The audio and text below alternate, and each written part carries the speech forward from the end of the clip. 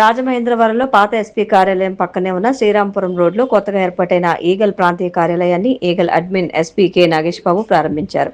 ఈ సందర్భంగా ఆయన మాట్లాడుతూ రాష్ట్రంలో మాదక ద్రవ్యాల నిర్మూలనకు ప్రభుత్వం ఈగల్ విభాగం కట్టుబడి ఉన్నాయని తెలిపారు. రాజమహేంద్రవరం ప్రాంతీయ కార్యాలయం ద్వారా ఉమ్మడి తూర్పు, పశ్చిమ గోదావరి జిల్లాలు, పరిసర ప్రాంతాల్లో డ్రగ్స్ నియంత్రణ చర్యలు మరింత సమర్థవంతంగా అమలు చేయనున్నట్లు చెప్పారు. స్థానిక పోలీసులతో సమన్వయం చేసుకుంటూ డ్రగ్స్ అక్రమ రవాణా, విక్రయాలు, వినియోగాన్ని అరికట్టేందుకు నిఘా, అవగాహన కార్యక్రమాలు, చట్టపరమైన చర్యలను బలోపేతం చేస్తామని పేర్కొన్నారు. డ్రగ్స్ కు సంబంధించిన సమాచారం తెలిసిన ప్రజలు ఈగల్ టోల్ ఫ్రీ నంబర్ 1972 కు సమాచారం అందించాలని ఆయన విజ్ఞప్తి చేశారు. ఈ కార్యక్రమంలో DSP B Ramakrishna, BTC vice principal Naga Srinivas, Eagle సిఐలు PV Suryamohan, G Venkateswara Rao, Y Rambabu తదితరులు పాల్గొన్నారు. స్టడీ టూర్ లో భాగంగా తెలంగాణ రాష్ట్రం నకిరేకల్ నుంచి వ్యవసాయ మార్కెట్ కమిటీ పాలకవర్గ సభ్యులు రాజమహేంద్రవరం మార్కెట్ కమిటీని సందర్శించారు. మార్కెట్ కమిటీలో జరుగుతున్న పండ్ల క్రయ విక్రయాలు, మార్కెట్ యార్డులో ఉన్న భూసార పరీక్షా కేంద్రం తదితర అంశాలను పరిశీలించారు. మార్కెట్ యార్డులోని రైతు బజార్ను కూడా సందర్శించారు. ఏపీ మార్కెట్ కమిటీల అభివృద్ధిని చూసి చాలా వరకు నేర్చుకోవాల్సి ఉందని వ్యవసాయ market committee Nakrekal chairman G Manjula తెలిపారు. పాలకవర్గ సభ్యులకు ఉన్నత శ్రేణి కార్యదర్శి డి గిరిబాబు, పర్యవేక్షకులు చీలి రాజీవ్ నకిరేకల్, పాలకవర్గ సభ్యులకు Rajamahendravaram market yard, market committee కార్యకలాపాలను వివరించారు. భారత ప్రభుత్వ ఆర్థిక వ్యవహారాల శాఖ ఆర్థిక మంత్రిత్వ శాఖలో జాయింట్ సెక్రటరీగా విధులు నిర్వహిస్తున్న అమిత్ సింగ్లా తూర్పుగోదావరి జిల్లాలోని రఘుదేవపురంలోని జడ్పీ హైస్కూల్, దేవాన్ చెరువు ZP high school, Anaparthi ZP high school సందర్శించి పీఎం శ్రీ పథకం కింద అమలవుతున్న బోధనా విధానాలను పరిశీలించారు. విద్యార్థులతో ముఖాముఖి సమావేశమై వారి అభ్యాస స్థాయి, పాఠశాలలో అందుబాటులో ఉన్న సౌకర్యాలు, నూతన బోధన పద్ధతులపై వివరాలు తెలుసుకున్నారు. అనంతరం స్థానిక అతిథి గృహంలో ఆయనను జిల్లా కలెక్టర్ కీర్తి చేకూరిని మర్యాదపూర్వకంగా కలిసి పుష్పగుచ్చం అందజేశారు. ఈ సందర్భంగా జిల్లాలో పీఎం శ్రీ పాఠశాలల అమలు పురోగతిపై కలెక్టర్తో చర్చించారు. తూర్పుగోదావరి జిల్లాలో ప్రస్తుతం 26 పీఎం శ్రీ పాఠశాలలు నిర్వహిస్తున్నట్లు కలెక్టర్ కీర్తి చేకూరి వివరించారు. కేంద్ర ప్రభుత్వ సహకారంతో విద్యార్థులను ప్రతిభను గుర్తించి నూతన ఆవిష్కరణలకు ప్రోత్సాహం అందించేలా పీఎం శ్రీ పాఠశాలలో పనిచేస్తున్నట్లు ఆమె తెలిపారు.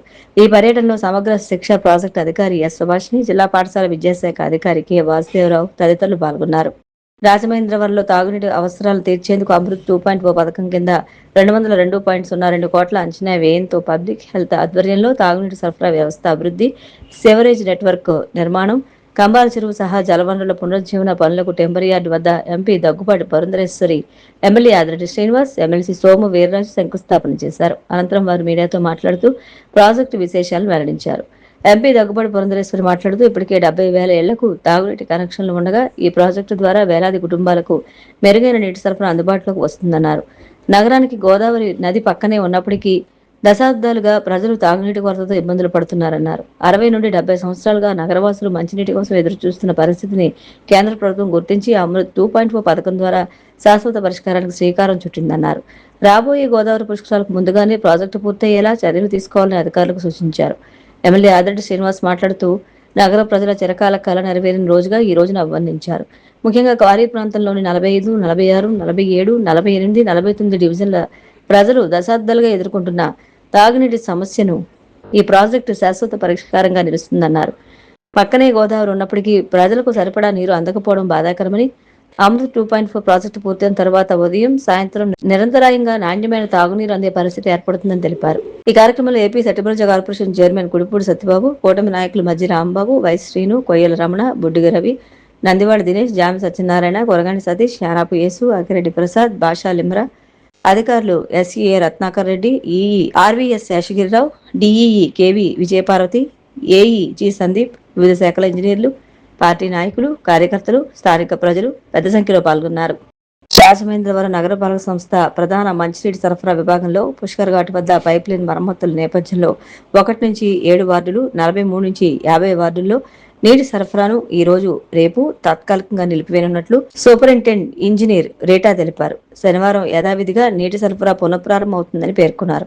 వాటర్ ట్యాంకర్ల ద్వారా ఆయా ప్రాంతాలకు నీరు సరఫరా చేస్తామని వెల్లడించారు. వాటర్ ట్యాంకర్ల కోసం 9849908350 ఫోన్ నంబర్లో ఏఈని సంప్రదించాలని విజ్ఞప్తి చేశారు. భారీ భూకంపాలతో వెనజులా అతలాకుతలమైంది. వరుసగా 2 సార్లు భారీగా భూకంపాలు సంభవించడంతో సుమారు 1,00,000 మంది వరకు మరణించి ఉండవచ్చని అంచనా వేస్తున్నారు. అమెరికా భూగర్భ సర్వే సంస్థ వివరాల ప్రకారం నిన్న సాయంత్రం రాజధాని కారకాస్ కు పశ్చిమాన ఉన్న శాన్ ఫెలిపే సమీపంలో మొదట 7.2 తీవ్రతతో భూకంపం సంభవించింది.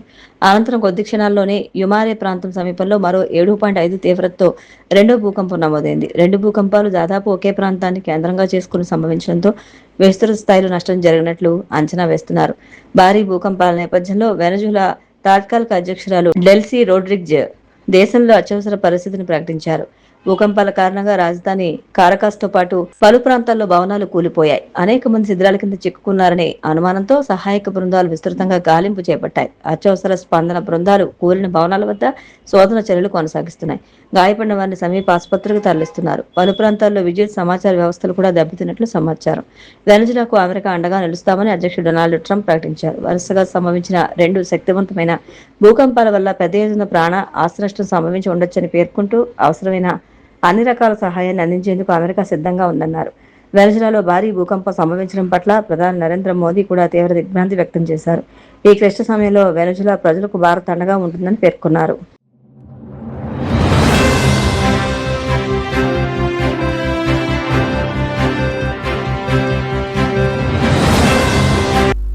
నమస్కారం. సిసిసి డిజిటల్ 230 న్యూస్ బులెటిన్ కు స్వాగతం. నేను దేవి. ఈనాటి వార్తలకు ముందుగా ముఖ్యాంశాలు. వైసీపీ నేతల నుంచి నైతిక విలువలు నేర్చుకోవాల్సిన దౌర్భాగ్య స్థితిలో రాష్ట్ర రాజకీయం లేదన్న మంత్రి దుర్గేష్. పవన్ ను కుల చట్టంలోకి నెట్టాలనుకుంటే ప్రజలే బుద్ధి చెప్తారని వ్యాఖ్య. సామర్లకోట్ల మండలం మాధవపట్నంలో 72 లక్షల వ్యయంతో నూతన బ్రిడ్జ్ ప్రారంభం. ఎమ్మెల్యే చినరాజప్పతో కలిసి ప్రారంభించిన మంత్రి డోలా బాలవీరాంజనేయ స్వామి. సాయికృష్ణ కేసులో పవన్ వ్యాఖ్యలను వైసీపీ నేతలు వక్రీకరిస్తున్నారని ఎంపీ సానా సతీష్. నేరస్తులకు కులం రంగు పులమొద్దనే పవన్ చెప్పారని స్పష్టీకరణ. సాయికృష్ణ కేసు విషయంలో బాధితులకు న్యాయం జరగాలంటే సీబీఐకి అప్పగించాల్సిందే. వైసీపీ రాష్ట్ర అధికార ప్రతినిధి వంగవీటి నరేంద్ర డిమాండ్. రాజకీయ నాయకుల ప్రవర్తన నియమావళి, నైతిక విలువల గురించి వైసీపీ నేతల నుంచి నేర్చుకోవాల్సిన దౌర్భాగ్య స్థితిలో రాష్ట్ర రాజకీయం లేదని, రాజకీయాల్లో విలువలు లేని వ్యవస్థను పెంచి పోషించిన పార్టీ వైసీపీ మాత్రమే అని మంత్రి కందుల దుర్గేష్ అన్నారు. అమరావతి సచివాలయంలో ఆయన మీడియా సమావేశంలో మాట్లాడారు. గతంలో ప్రతిపక్ష నేతగా ఉన్న జగన్ నాటి సీఎం చంద్రబాబు నడి రోడ్డుపై ఉరితీయాలని చేసిన వ్యాఖ్యలు ఆదర్శంగా తీసుకోవాలా అని ప్రశ్నించారు. అంబటి రాంబాబు, ద్వారంపూడి చంద్రశేఖర్ రెడ్డి వంటి నేతలు CM, deputy CM Pawan Kalyan మాతృమూర్తిపై చేసిన వ్యక్తిగత అసభ్యకర దోషంలో ప్రజలు మర్చిపోలేదన్నారు. సాయికృష్ణ అదృశ్యం కేసులో కూటమి ప్రభుత్వం అత్యంత పారదర్శకంగా చట్టబద్ధంగా వ్యవహరిస్తోందని తెలియజేశారు. నిందితులైన సీఐ నాగరాజును సస్పెండ్ చేసి అదుపులోకి తీసుకోవడం ప్రభుత్వ చిత్తశుద్ధికి దర్శనమన్నారు. నాయకుల నుంచి తెలుసుకోవాల్సినంత దౌర్భాగ్య స్థితిలో ఇవాళ రాష్ట్ర రాజకీయం లేదు. ప్రతిపక్ష నాయకునిగా ఉన్నటువంటి ఆ రోజుల్లో జగన్మోహన్ రెడ్డి గారు సాక్షాత్తు ముఖ్యమంత్రి గారిని నడి రోడ్డు మీద ఉరి తీయాలని చెప్పినటువంటి మాటను ఆదర్శంగా తీసుకోవాలా? ముఖ్యమంత్రిగా ఉన్నటువంటి చంద్రబాబు నాయుడు గారిని అంబటి రాంబాబు గారు ఈ మధ్య కాలంలో దుర్భాషలాడి నోటికొచ్చినట్లు బూతులు మాట్లాడిన మాటని ఆదర్శంగా తీసుకోవాలా? కాకినాడలో ద్వారంపూడి చంద్రశేఖర్ రెడ్డి జనసేన పార్టీ అధ్యక్షులు, మా నాయకులు పవన్ కళ్యాణ్ గారిని, వారి మాతృమూర్తిని తీవ్రంగా దూషించినటువంటి మాటల్ని ఆదర్శంగా తీసుకోవాలా? లేకపోతే ఏనాడైనా సరే వైఎస్ఆర్ కాంగ్రెస్ పార్టీ నాయకులు ముఖ్యమంత్రి గారిని కానీ ఉప ముఖ్యమంత్రి గారిని కానీ ఏకవచనంతో కాకుండా గౌరవంగా ఏనాడైనా వారు సంబోధించారు? రాజకీయాల్లో విలువలు లేనటువంటి ఒక వ్యవస్థకి అంకురార్పణ చేసి దాన్ని పెంచి పోషించుకుంటున్నటువంటి పార్టీ వైఎస్ఆర్ కాంగ్రెస్ పార్టీ. ఇవాళ ఎన్నో సందర్భాల్లో రాజకీయపరమైనటువంటి విమర్శలు చేయాల్సిన పరిస్థితుల్లో సైతం అవి చేయడం మానేసి వ్యక్తిగత దోషణలకు వెళ్ళి, ముఖ్యంగా మా ఉప ముఖ్యమంత్రి వర్యులు పవన్ కళ్యాణ్ గారిని వ్యక్తిగతంగా అనేక పర్యాయాలు దూషించి ఆయన వ్యక్తిగత జీవితంకు సంబంధించినటువంటి మాటలు మాట్లాడి ఇవాళ తగుదనమ్మా అని చెప్పి నీతులు వల్లించడానికి ముందుకొచ్చినటువంటి వైసీపీ నాయకులకి ఒకటే నేను మనవి చేస్తున్నాను. గురువింద కింద కింద ఆ నలుపు తనకు తెలియదన్నట్లుగా మీరు చేసేటువంటి ప్రయత్నం అంతా కూడా ప్రజలు చూస్తూ ఉన్నారు. సాయికృష్ణ మృతి విషయంలో కానీ, మృతి అయ్యారనేటువంటి మాట అంటున్నారు కనుక, అదృశ్యమైనటువంటి విషయంలో ఆంధ్రప్రదేశ్ రాష్ట్ర ప్రభుత్వం స్పష్టమైనటువంటి చట్టపరమైనటువంటి విధానాన్ని తీసుకుని దాని మీద వెంటనే అభియోగం మోపబడ్డటువంటి సిఐ నాగరాజు గారిని సస్పెండ్ చేయటం, తూర్పుగోదావరి జిల్లా ఎస్పీ గారిని ఎంక్వైరీ ఆఫీసర్గా వేయటం, అదేవిధంగా ఆ తర్వాత మరింత లోతుగా విశ్లేషణ జరగడానికి, న్యాయం జరగడానికి వీలుగా సిట్ వేయటం, సిట్ ద్వారా ఇవాళ నాగరాజు గారిని అదుపులో తీసుకునేటువంటి కార్యక్రమాన్ని చేపట్టడం, ఇవన్నీ కూడా ఈ ప్రభుత్వం తాలూకు చిత్తశుద్ధిని స్పష్టంగా తెలియజేస్తూ ఉన్నాయి. అటువంటి సందర్భంలో మీరు ఒక రాజకీయ పార్టీగా వైఎస్ఆర్ కాంగ్రెస్ పార్టీ ఒకవేళ మీకు ఈ అంశాల మీద కానీ ఇతరతర అంశాల మీద కానీ ఏవైనా అనుమానాలు ఉంటే ఒక రాజకీయ పార్టీగా మీరు ఒక సమావేశం ఏర్పాటు చేసుకోవటాన్ని ఎవరు ఆక్షేపించరు. మీరు కాకినాడలో ఏర్పాటు చేసుకున్నదైనా, ద్రాక్షారామంలో ఏర్పాటు చేసుకున్నదైనా, ఏదైనా అదొక రాజకీయ పార్టీగా అందరూ కలిసి ఏర్పాటు చేసుకుంటే సహజం కదా, రాజకీయ పార్టీలు పెట్టుకుంటాయి కదా అనుకునేవాళ్ళం. మీరు మళ్ళీ ఇక్కడ కులాన్ని తీసుకొచ్చి ఒక కులానికి చెందినటువంటి నాయకులు అందరూ కూడా వైఎస్ఆర్ కాంగ్రెస్ పార్టీ వాళ్ళు అక్కడ ద్రాక్షారామంలో చేరి కులాల మధ్య విభజన తీసుకురావడానికి, కులాల మధ్య చిచ్చు పెట్టడానికి, దానికి ప్రాతిపదిక తీసుకున్నారు. మీరు సాయికృష్ణ గారి అదృశ్యాన్ని మీరు ప్రాతిపదికగా తీసుకున్నారు. అంటే ఇక్కడ ఎవరైనా ఏ ఇబ్బంది జరిగినా దానికి కులాన్ని పులవటమే మీ ధ్యేయమా? కులం పేరెత్తి కులం ద్వారా సమావేశాలను ఏర్పాటు చేసుకుని దాని ద్వారా రాజకీయ లబ్ధి పొందటమే మీ ధ్యేయమా? ఒకవేళ మీకు ఈ ప్రభుత్వం చిత్తశుద్ధితో పనిచేయడం లేదనుకుంటే ప్రభుత్వాన్ని మీరు విమర్శించండి, లేకపోతే ఇలా పనిచేయండి అని అడగండి. అంతేగాని దానికి మళ్ళీ కులం రంగు పులివి ఉప ముఖ్యమంత్రి గారిని దాంట్లోకి లాగి ఆయన్ని కులం చట్టంలో బంధించడానికి చేసిన మీ ప్రయత్నాన్ని ప్రజలందరూ కూడా చేదరించుకుంటున్నారు. అంబటి రాంబాబు గారు చెప్పారు కళ్ళు తాగారని. మీరు కళ్ళు తాగారు, మీరు కోతి, మీకు ముళ్ళు గుచ్చుకుంది, ఇప్పుడు రోడ్డు మీద పడి ఇష్టం వచ్చినట్టు తాండవాలను చేస్తున్నారు. లేకపోతే ఈ కార్యక్రమాన్ని ఇలా కొనసాగించాల్సిన అవసరం ఉంది, కులాల పేరుతోటి కొనసాగించాల్సిన అవసరం ఏముంది? ఎందుచేత మీరు దీన్ని కాకినాడ జిల్లా సామర్లకోట మండలం మాధవపట్నం గ్రామంలో సుమారు 72 లక్షల వ్యయంతో ఉపాధి హామీ నిధులతో చేపట్టిన జమునా నగర్ కాలనీ నూతన బ్రిడ్జి ప్రారంభోత్సవం ఘనంగా జరిగింది. స్థానిక ఎమ్మెల్యే నిమ్మకాయల చినరాజప్పతో కలిసి మంత్రి డోలా బాలవీరాంజనేయ స్వామి నూతన బ్రిడ్జిని ప్రారంభించారు. ఈ కార్యక్రమంలో MLC Perabathula Rajasekhar, DCCB chairman Tummala Ramaswamy, కూటమి నాయకులు, కార్యకర్తలు పాల్గొన్నారు.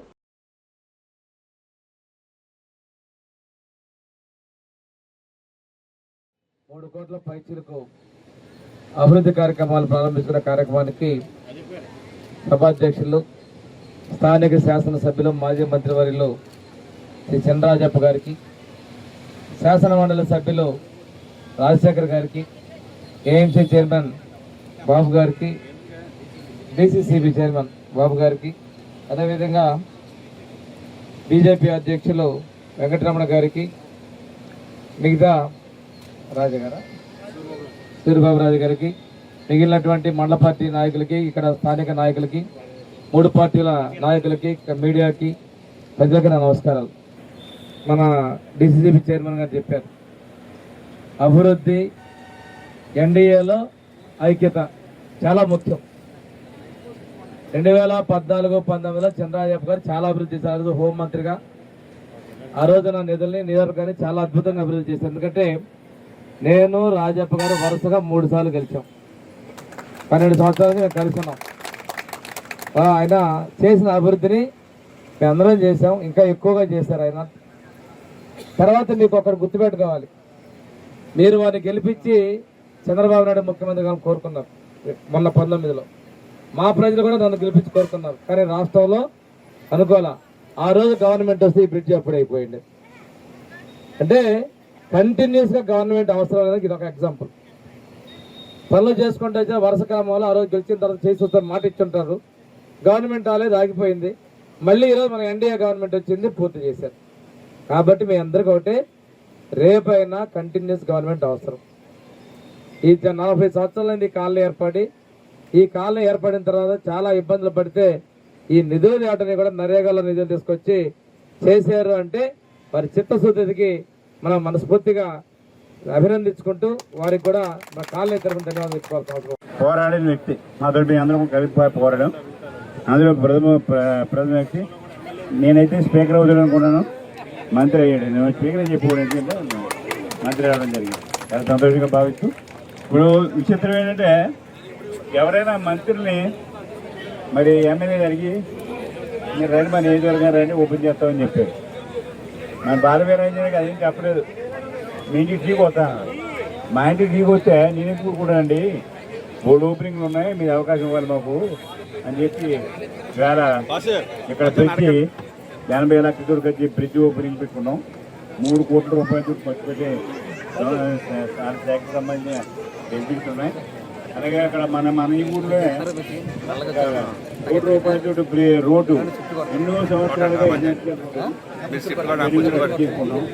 నాకిపేటలో కూడా సబ్ స్టేషన్ ఉంది, అది కూడా ఓపెన్ చేసుకున్నాం. ఈ కార్యక్రమాన్ని అనుకున్నాడు. నేను ఎప్పుడు అడిగాను రావయ్యబాబు ఇవాళ అవకాశం కాదు. మనం ఈ కాలనీ గురించి కూడా చెప్పాలండి. ఈ కాలనీ జమిని కాలనీ. జమిని పేరు వచ్చినట్టు జమిని గారు మా జిల్లాలో పార్లమెంట్ సభ్యులు రాజమండ్రి పార్లమెంట్ పనిచేసినప్పుడు ఇక్కడ ఇంక కాలనీ ఎకనామికలీ బ్యాక్వర్డ్ చూడు ఒక కాలనీ ఏర్పాటు చేయాలని చెప్పి కాలనీ ఇవ్వడం జరిగింది. ఇందులో ముఖ్యంగా ఈ కమ్యూనిటీ అంతా కూడా కలుగుతున్నాం. ఎట్టుపేజీలు ఉన్నారు, బోందీలు ఉన్నారు, అలాగే మనకి బొడబొక్కలు ఉన్నారు, అలాగే రైతులు ఉన్నారు. ఇదందరూ కూడా మెయిన్ ఇక్కడ తూలుబొడ అన్నట్లు కూడా అనుకోవడం. మరి వీళ్ళు వ్యాపారం ఏంటంటే బొందీలు అయ్యి సండే మార్కెట్ ఈ టౌన్లో పెద్దాపురం టౌన్లో మన పాత బట్టల వ్యాపారం అంతా కూడా ఇక్కడే జరుగుతుంది. మొత్తం ఇదంతా కూడా ఇక్కడ టౌన్ అంతా ఆదివారం అంతా కూడా మార్కెట్ అందరూ బాగానే సంపాదించి అందరూ బాగున్నారు, అన్నీ బాగున్నాయి. ప్రెసిడెంట్ చెప్పాలంటే అవియాల రోడ్డు కానీ అన్నీ బాగా చేసాం. అంతే మంచి కాలనీ మంచి తయారైంది. మనం కూడా కూర్చుని ఎప్పుడు కూడా పేదవాళ్ళు ఆర్థికంగా పెరగాలి, ఉన్న స్థితికి వెళ్ళాలి, బాగుండాలి. పిల్లలు బాగా చదివించారు, పిల్లలకి ఉద్యోగం ఇందులో పెట్టకుండా పిల్లలు ఉద్యోగాలు ఇవ్వాలి.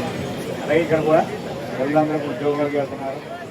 ఇటీవల వైసీపీ నిర్వహించిన కాపుల సమావేశాన్ని టార్గెట్ చేస్తూ టీడీపీ రాజ్యసభ సభ్యుడు సానా సతీష్ బాబు తీవ్ర స్థాయిలో విరుచుకుపడ్డారు. అది కాపుల ఆత్మీయ సభ కాదని కేవలం పొలిటికల్ మైలేజ్ కోసం రాజకీయ నిరుద్యోగులు పెట్టుకున్న ఆర్తనాద సభ అని ఎద్దేవా చేశారు. విజయవాడ సాయికృష్ణ కేసుతో పాటు ఇటీవల జరుగుతున్న పరిణామాలపై డిప్యూటీ సీఎం పవన్ కళ్యాణ్ చేసిన వ్యాఖ్యలను వైసీపీ నేతలు కావాలనే వక్రీకరిస్తున్నారని మండిపడ్డారు. గత టీడీపీ హయాంలో చంద్రబాబు కాపులకు 5% ఈడబ్ల్యూఎస్ రిజర్వేషన్లు కల్పిస్తే జగన్ అధికారంలోకి రాగానే వాటిని రద్దు చేశారని గుర్తు చేశారు. ప్రతి చిన్న విషయాన్ని జగన్ కో రాజకీయం చేస్తుందని, చివరకు ఎవరైనా చనిపోతే శవం వద్దకు వెళ్లి కూడా అది ఏ కులమని అడిగి మరీ రాజకీయ లాభం కోసం చూస్తారని సానా సతీష్ వ్యంగ్యాస్త్రాలు సంధించారు. మీకు చెప్పేది ఏంటంటే ఆ సభ అది ఆత్మీయ సభగా పెట్టారు. మేమైతే ప్రత్యేకంగా చెప్పేదంటే అది కాపు ఆత్మీయ సభ కాదు, రాజకీయ నిరుద్యోగుల ఆర్తనాద సభ అని నేను చెప్తాను. మీరు వారు అక్కడ చూసిన వాళ్ళందరూ కూడా ఏం చెప్పారు, బయటకు వచ్చి ఏం ప్రాబ్లం ఉందని చెప్పారు. ఇదే నాయకులు వైఎస్ఆర్సీపీలో మేము ఈడబ్ల్యూఎస్ రిజర్వేషన్ తీసేస్తున్నానని చెప్పి జగన్ అన్నప్పుడు వీళ్ళు ఏమీ మాట్లాడలేదు. అటువంటి వాళ్ళు మేము 2014-19లో కాపు భవనాలకు గాను ప్రత్యేకంగా 27 కాపు భవనాలకి ముఖ్యమంత్రి చంద్రబాబు నాయుడు గారు రాష్ట్రం అంతటా కూడా పనులు ప్రారంభించి 80% పనులు 2019 వరకు అవగొట్టితే కతిమ 20% పనులు అవగొట్టకుండా వైఎస్ఆర్సీపీ గవర్నమెంట్ ఆ టైంలో ఏ విధంగా ముందుకు తీసుకెళ్ళాలని ఆపినప్పుడు ఈ కాపు నాయకులు ఏం చేశారు. ఈరోజు వీళ్ళందరూ వచ్చి మేము కాపులకి సరిగ్గా జరగట్లేదు అంటానికి కారణం ఏంటంటే వారు రాజకీయంగా ఏదో లబ్ధి పొందాలనే ఉద్దేశంతో చేస్తుంది తప్ప ఇది పర్టికులర్గా ఏదో కాపుల మీద ప్రేమతో చేసింది కాదని చెప్పి మేము చెప్తున్నాం. సభ అసలు సక్సెస్సే కాదు. వాళ్ళు వచ్చి బయటకు వచ్చి ఏం చెప్పగలిగారండి. ఇప్పుడు అదే జగన్మోహన్ రెడ్డి కాకినాడ జిల్లా నడిబడ్డులో కాపులు ఎందుకు పనిచేయరు, కాపులకి ఏ విధమైన రిజర్వేషన్ అక్కర్లేదని బహిరంగంగా ప్రకటించాడు ఆ రోజు ఎలక్షన్ ముందు. ఆ రోజు ఏం చేశారు వీళ్ళందరూ? ఈవేళ వాళ్ళు వచ్చి ఏదో జరుగుతుందంటే ఇప్పుడు ఎక్కడో ఇది ప్రతి చిన్న విషయాన్ని రాజకీయం. మొన్న ఎవరో చనిపోతే రాజకీయం. జగన్మోహన్ రెడ్డి దగ్గర ఒక టీం ఉంటుంది. వీళ్ళు ఏంటంటే ఎవరన్నా చనిపోతే ఆ శవం దగ్గరికి వెళ్ళి ఇతనికి కులం ఏంటి, కాప, కమ్మ, రెడ్డ చూసుకుని దాన్ని రాజకీయం ఎలా చేయాలని చెప్పి చూస్తూ ఉంటారు. ఇదే పద్ధతిలో మొన్న లాకప్ డెత్ అని చెప్పి ఇదని చెప్పి ఒక హడావిడి చేశారు. ఇవన్నీ కూడా వాళ్ళు కుల రాజకీయం. మీకు పర్టికులర్గా చెప్పాలంటే ఇదే త్రిమూర్తులు కోనసీమలో 2 కులాల మధ్య ప్రశాంతంగా ఉన్న కోనసీమలో జగన్మోహన్ రెడ్డి చుచ్చు పెడితే ఈ త్రిమూర్తులు ఆ రోజు ఏం మాట్లాడలేదు. 160 మంది కాపులను అరెస్ట్ చేశారు ఆ రోజున. ఆ రోజు ఈ త్రిమూర్తులు వైఎస్ఆర్సీపీలో ఉన్నారు కదా, ఆ 160 మంది గురించి ఏమన్నా పోరాడాడా? ఈవేళ కోనసీమలో అతను కాపు సభ పెట్టమనేది సిగ్గుచేటు. సార్ ఆయన కూడా చెప్పింది ఏంటంటే నేరస్తులకి, నేరం చేసిన వాళ్ళకి, మానభంగాలు చేసిన వాళ్ళకి, మర్డర్లు చేసిన వాళ్ళకి కులం రంగు పొలవద్దని చెప్పారు ఆయన. రౌడీజం చేయొద్దని చెప్పారు. అంతే తప్ప ఆయన చెప్పిన దాన్ని వీళ్ళు వక్రీకరించి వేరే విధంగా మాట్లాడటం, మేము ఆ కులం వాడు చచ్చిపోయాడు కాబట్టి ఇది చేయటం అన్నది టోటల్గా వాళ్ళ విధానమే రాంగ్. గాదే సాయికృష్ణ కేసు విషయంలో కూటమి ప్రభుత్వం పోలీసు యంత్రాంగం అనుసరిస్తున్న వైఖరి అత్యంత దారుణంగా ఉందని వైసీపీ రాష్ట్ర అధికార ప్రతినిధి వంగవీటి నరేంద్ర ఆక్షేపించారు. ఈ కేసులో తొలి నుంచి సాక్ష్యాధారాలను ప్రక్క ప్రణాళికతో మాయం చేస్తున్నారని ఆయన గుర్తు చేశారు. తాజాగా కృష్ణలంక పిఎస్లో సీసీ ఫుటేజ్ మాయం అందుకు నిదర్శనంగా నిలుస్తోందని చెప్పారు. రాష్ట్ర ప్రభుత్వం నియమించిన ప్రత్యేక దర్యాప్తు బృందం సిట్ వల్ల ఎలాంటి ప్రయోజనం ఉండబోదని విమర్శించారు. ఈ కేసులో బాధితులకు న్యాయం జరగాలంటే సిబిఐకి అప్పగించాల్సిందే అని వంగవీటి నరేంద్ర తేల్చి చెప్పారు. ఆ టాస్క్ ఫోర్స్ అధికారులు ఎందుకు లేరు దీనిలో? మొదటి నుంచి కూడా మేము చెప్తున్నాం కదా, ఇది మా దృష్టికి దాదాపు 30 రోజులు దాటిన తర్వాత వచ్చింది. అంత దూరంగా అంత టైం పట్టింది అంటే దీనిలో ఒక క్రిమినల్ని పట్టుకునేటువంటి పోలీస్ అధికారి ఇంకా ఎంత చాకచక్యంగా ఉంటాడు. ఇవాళ అతన్ని తప్పించుకోవడానికి ఇవన్నీ ఆధారాల్ని అతను తప్పనిసరిగా కనిపించకుండా చేయడానికి తీసుకోవాల్సినటువంటి జాగ్రత్తలన్నీ తీసుకున్న తర్వాత, ఎందుకంటే ఇది జరిగిన తర్వాత బేరసారాలు కూడా జరిగినాయి అంటే ఆధారాలను కూడా తప్పనిసరిగా తీసేయడానికి వాళ్ళు పగడ్బందీగా ప్లాన్ చేసుకున్నారనే కదా మేము చాలా స్పష్టంగా మొదటి రోజు నుంచి కూడా టీవీ ఫుటేజ్ అనేవి కూడా దీన్ని తప్పనిసరిగా వీటిని భద్రపరచాలి అని చెప్పని అన్నాం.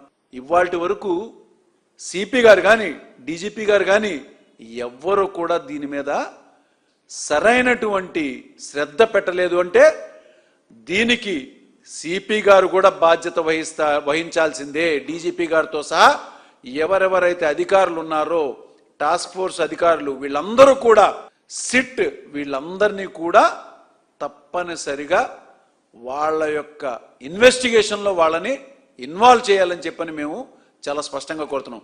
ఎందుకంటే ఇక్కడ లోకల్ పోలీస్ ద్వారానే మీరు సిట్ వేసి మీరు చేసేది తప్పనిసరిగా న్యాయం జరగదని మేము గమనించాం. కాబట్టే మొదటి రోజు నుంచి కూడా మేము సిబిఐకి అప్పచెప్పాల్సినటువంటి కేసు ఇది అని చాలా స్పష్టంగా ఎందుకు తెలియజేస్తున్నామంటే ఇలాంటివన్నీ జరుగుతున్నాయి అని చెప్పని. కనీసం మీకు కెమెరాలకు సంబంధించినటువంటి ఎక్కడా బ్యాకప్ లేదా?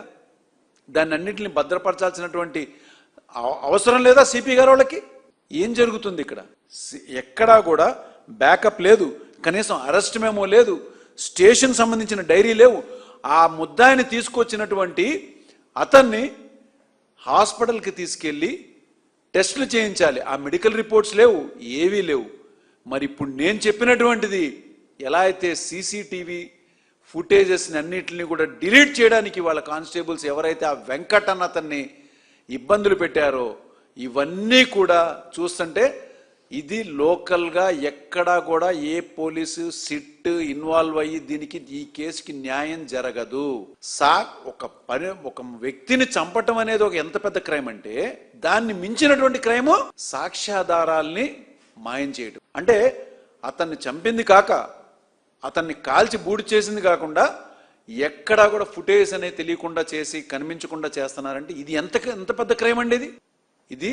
కృష్ణలంక పోలీస్ స్టేషన్ దగ్గర నుంచి ఏదైతే స్వర్ణపురి ఉందో అక్కడ వరకు దాదాపుగా ఒక 30 కెమెరాలు ఉంటాయి. ఎందుకంటే రద్దీ ఎక్కువగా ఉంటుంది. ఆ మధ్యలోనే మనకి బస్ స్టాండ్ కూడా ఉంటది కాబట్టి హై రిజల్యూషన్ చాలా పవర్ఫుల్ కెమెరాస్ అన్ని ఉండేటువంటిది ఏరియా. ఎందుకంటే వందల కొద్ది జనాలు అక్కడ తిరుగుతుంటారు కాబట్టి 30 నుంచి దాదాపు 25 నుంచి 30 కెమెరాలు హై రిజల్యూషన్ ఉన్నటువంటి హై పొటెన్సీ ఉన్నటువంటి కెమెరాలు ఉండేటువంటి ఈ ప్లేస్ లో నుంచి మనకి ఫుటేజెస్ ని వీళ్ళు మాయం చేసే పగడ్బందీ ప్లాన్ వేసుకున్నారంటే దీన్ని వెనక ఎంత పెద్ద క్రిమినల్ యాక్టివిటీ చేయడానికి ఎవరెవరు పెద్దలు ఉన్నారో వాళ్ళందరూ కూడా బయటికి రావాలి. అంటే తప్పనిసరిగా ఇది సిట్ ద్వారా న్యాయం జరిగేటువంటి కేసు కాదు. ఇది సిబిఐకి తప్పనిసరిగా అప్పగిస్తేనే డీజీపీ గారి దగ్గర నుంచి ఎవరెవరైతే ఇన్వాల్వ్ అయి ఉన్నారో వాళ్ళందరూ కూడా బయటకు వస్తారు. ఎందుకంటే ఒక సిపికి ఇన్ఫార్మ్ చేయకుండా ఎవ్వరూ కూడా ఒక వ్యక్తిని అరెస్ట్ చేయడానికి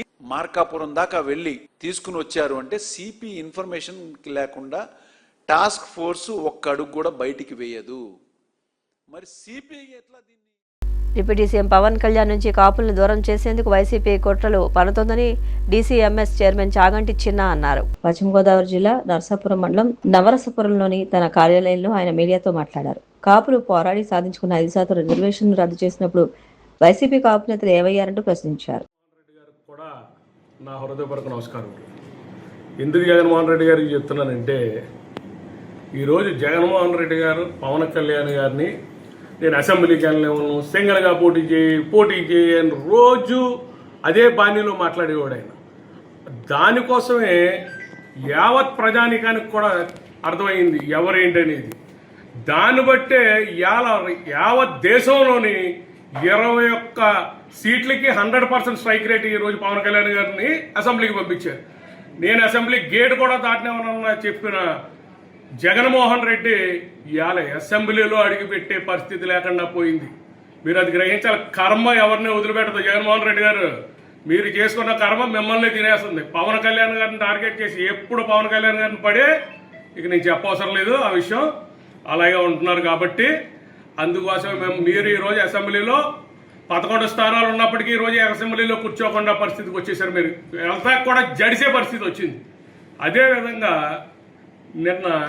మొన్న కాకినాడలో మా ఢిల్లీలో మా పవన్ కళ్యాణ్ గారు వన్ నేషన్ అని చెప్పేసి దేశం మనదరా అని భావంతో అక్కడ ఆ రోజున మీటింగ్ పెట్టడం జరిగింది. అది జరిగిన తర్వాత ముందుగానే ప్లాన్ చేసుకున్న ప్రకారం కాకినాడలో మాటా మంచి అంటే జనాల నుంచి అసలు ఏం సమస్యలు ఉన్నాయని తెలుసుకుందామని మీటింగ్ పెడితే దాన్ని ఎద్దావా పెట్టడానికి సో కాల్డ్ కాపు నాయకులు అందరినీ కూడా ఒక దిక్కునికి చేర్చి కాపులకి ఏదో మొన్న పెద్ద మనిషి మాట్లాడాడు కాపుల నుంచి, నేను పేరు చెప్పదలుచుకోలేదు అనవసరం.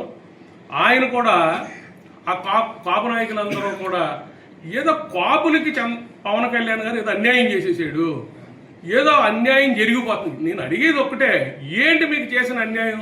కాపులకి ఏ విధంగా పవన్ కళ్యాణ్ గారు అన్యాయం చేశాడు? మీకు ఏ పరువు తక్కువ చేసేసాడు? మీరందరూ కాపుల్ని ఏం చేస్తున్నారంటే, అంటే మొన్నటి వరకునేమో ముందేమో పవన్ కళ్యాణ్ గారు కాపు కులం అనేమో 2019లో ప్రచారం చేశారు.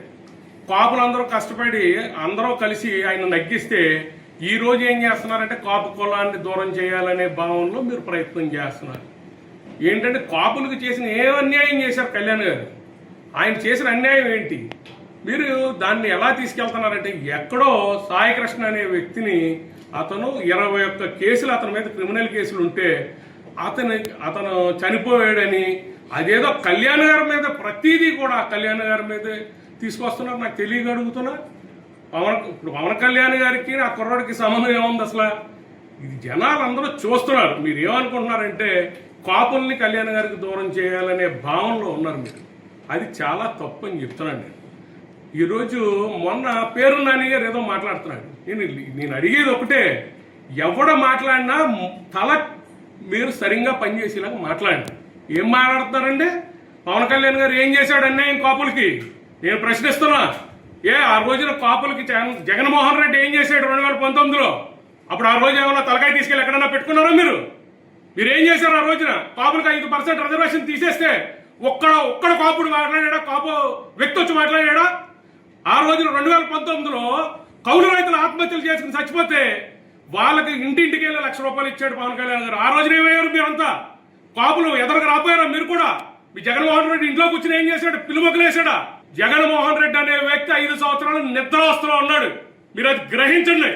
గ్రహించి ఏం జరుగుతుంది, పవన్ కళ్యాణ్ గారు ఏం చేస్తున్నాడు, 10 మందికి ఉపయోగపడుతున్నాడా లేదా అన్నది మీరు ఆలోచించండి. అంతే తప్ప మీరు విష ప్రచారాలు చేసి ఆ రోజున ఎమ్మెల్సీ అనంతబాబు డ్రైవర్ని చంపేసి శవాన్ని తీసుకెళ్లి ఇంటికాడ అప్పచెప్తే మీరందరూ ఏం చేశారా?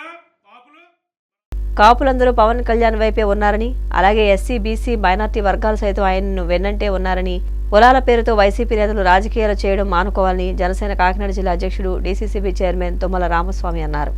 కాకినాడలోని కాస్మోపాలిటన్ క్లబ్ లో నిర్వహించిన మీడియా సమావేశంలో ఆయన మాట్లాడారు. రామచంద్రపురం నియోజకవర్గం వెంకటయ్యపాలెంలో వైసీపీ నేతలు కొందరు సమావేశమై కాపుల సమావేశం అనడం చాలా విడ్డూరంగా ఉందని, ఆ సమావేశానికి తమను ఎందుకు పిలవలేదని తుమ్మల రామస్వామి ప్రశ్నించారు.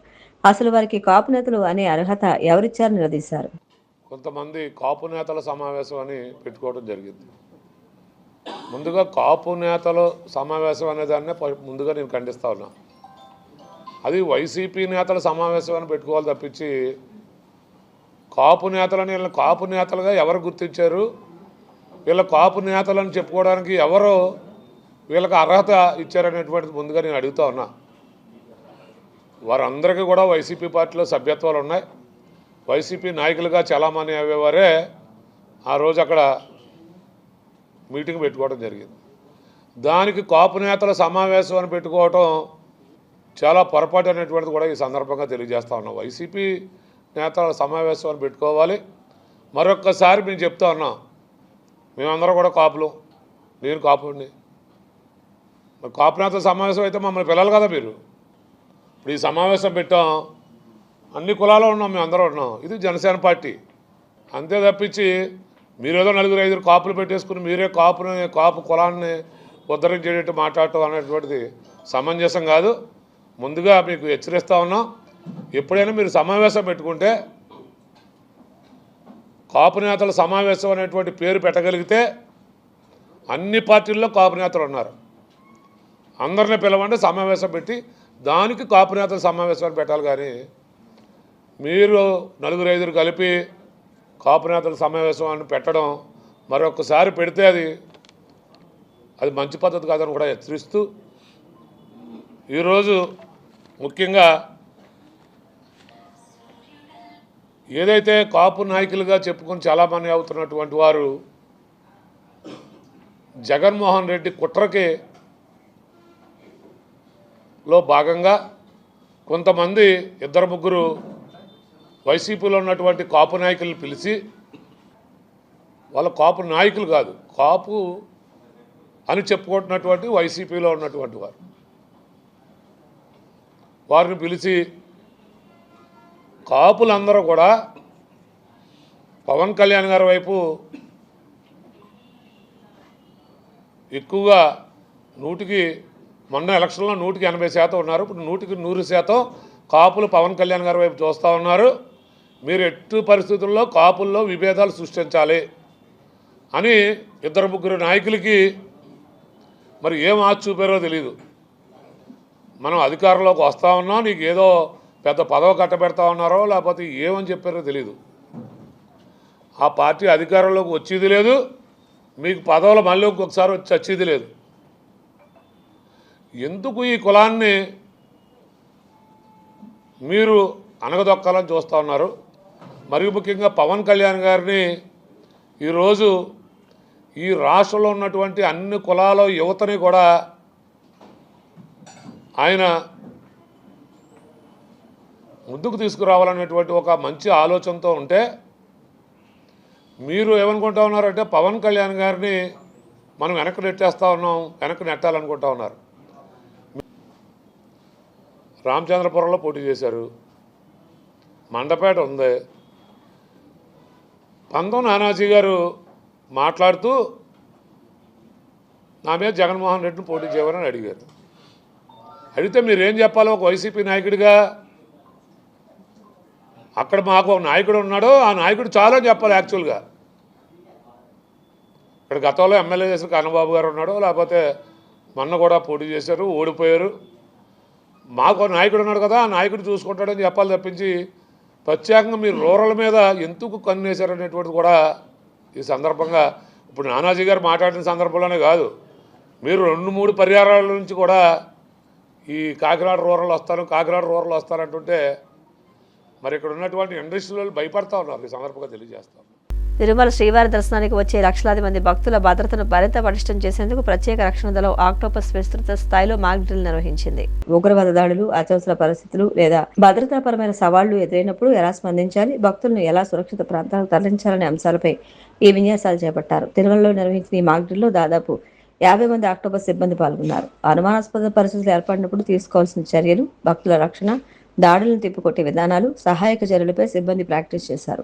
తిరుమల వంటి అత్యంత ప్రాధాన్య ఆధ్యాత్మిక క్షేత్రంలో భద్రతను మరింత బలోపేతం చేయడమే ఈ విన్యాసాల ప్రధాన ఉద్దేశమని అధికారులు తెలిపారు. ఇలాంటి సాధనాల ద్వారా సిబ్బంది ఎప్పటికప్పుడు అప్రమత్తంగా ఉండడంతో పాటు ఏ పరిస్థితినైనా సమర్థంగా ఎదుర్కొనే సామర్థ్యాన్ని పెంపొందించుకుంటారని పేర్కొన్నారు. ఈ మాక్ డ్రిల్ను గమనించిన భక్తులు భద్రతా ఏర్పాట్లపై సంతృప్తి వ్యక్తం చేశారు. శ్రీవారి దర్శనానికి వచ్చే భక్తుల రక్షణకు అధికారులు తీసుకుంటున్న చర్యలు ధైర్యాన్ని నింపుతున్నాయని పలువురు అభిప్రాయపడ్డారు.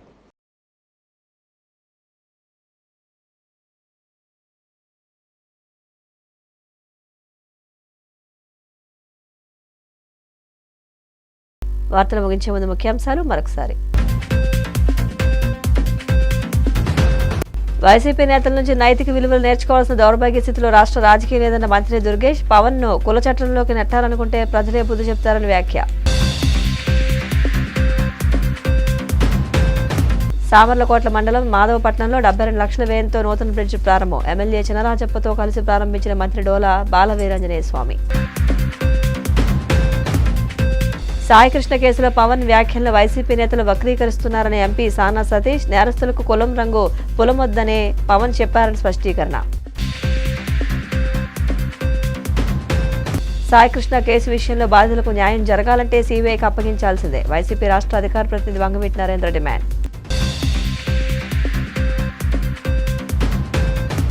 CCC డిజిటల్ 230 న్యూస్ బులెటిన్ ఇంతటితో సమాప్తం. నమస్కారం.